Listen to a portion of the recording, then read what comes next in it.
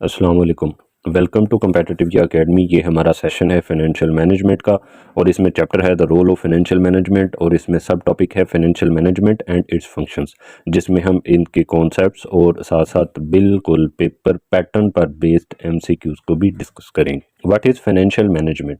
It concerned with the acquisition, financing and management of assets with some overall goal in mind। तीन main जो steps हैं वो जो perform किए जाते हैं अंडर फाइनेंशियल मैनेजमेंट और वो एक्विजिशन, फाइनेंसिंग और मैनेजमेंट ऑफ एसेट्स है। फाइनेंशियल मैनेजमेंट में डिसीजन लिया जाता है on these major areas, acquisition, financing and management of assets. इसमें सबसे पहला जो मेन फंक्शन है वो है इन्वेस्टमेंट डिसीजंस। इन्वेस्टमेंट डिसीजंस में फर्म की वैल्यू क्रिएशन के मतलब जो इम्पोर्टेंट डिसीजन होता है उसको इन्वेस्टमेंट डिसीजन कहा जाता है और इसमें टोटल अमाउंट ऑफ एसेट्स को डिटरमिन किया जाता है जो कि एक कंपनी या एक जो फर्म है वो बाय करेगी, होल्ड करेगी जो उसको चाहिए, तो उनके लिए कितनी अमाउंट के एसेट्स चाहिए ये डिसाइड किया जाएगा। और इसमें basically left hand side of balance sheet को डिसाइड किया जाता है जिसको साइज ऑफ द फर्म भी कहा जाता है और जिसमें टोटल एसेट्स होते हैं।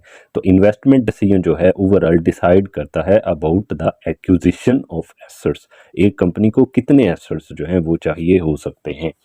सेकंड है फाइनेंसिंग डिसीजन। इसमें right hand side of balance sheet के मतलब डिसीजन लिया जाता है अंडर फाइनेंसिंग डिसीजन, जिसमें ये डिसाइड किया जाता है कि हम अपना डेट और जो इक्विटी है उसको कैसे मैनेज करेंगे। इन दोनों से मिलकर right hand side of balance sheet बनती है जिसमें इक्विटी भी होती है और डेट भी होता है।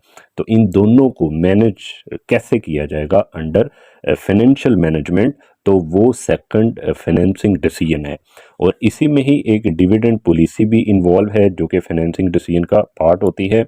और एक यहाँ पे एडिशनल फैक्ट को शामिल किया गया है, डिविडेंड पे आउट रेशो क्या होती है। इसमें एनुअल कैश डिविडेंड्स जो होते हैं उनको डिवाइड किया जाता है एनुअल अर्निंग्स से, या फिर डिविडेंड पर शेयर को डिवाइड किया जाता है अर्निंग्स पर शेयर, तो उससे डिविडेंड पे आउट रेशो जो है वो आती है। वो भी एक तरह से इसी का एक इंटीग्रल पार्ट है। तो ये रेशो इंडिकेट करती है percentage of a company's earnings that is paid out to shareholders in cash. तो ये सेकंड फाइनेंसिंग डिसीजन है। नेक्स्ट है एसेट मैनेजमेंट डिसीजन। तो फाइनेंशियल मैनेजमेंट का इंपॉर्टेंट रोल होता है। इसमें ये देखा जाता है कि जो एसेट्स जो हैं अक्वायर किए गए हैं और उनको अप्रोप्रिएटली फाइनेंस कर दिया गया है, तो अब उनको मैनेज किया जाए एफिशिएंटली कि वो कंपनी के लिए बेनिफिशियल रहे, नुकसानदेह ना हो। इसके बाद हम बात करते हैं कुछ एमसीक्यूज की। इसमें क्वेश्चन है what are the three major decisions in financial management, तो वो हैं इन्वेस्टमेंट, फाइनेंसिंग और एसेट मैनेजमेंट। सेकंड इसमें क्वेश्चन है why the investment decision considered the most important in value creation, because it decides the total assets needed for the firm।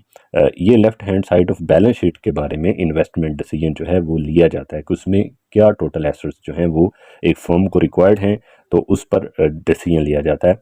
Next question है which part of balance sheet is associated with financing decision, that is right hand side। तो financing decision में equity और जो liability है इनके combination की बात की जाती है कि एक कंपनी को कितनी इक्विटी रिक्वायर्ड है और कितना डेट रिक्वायर्ड है। इसके अलावा नेक्स्ट क्वेश्चन है financial manager is deciding how much of the company's earnings to distribute as dividends, which decision area is he working in. तो he is working in financing, जिसमें total earnings की distribution की भी बात की जाती है, जिसमें डिविडेंड पे आउट रेशो को जो है वो शामिल किया गया। इसमें नेक्स्ट क्वेश्चन है if a firm dividend pay out ratio is 0.6 and its earnings per share is $5, what is the dividend per share.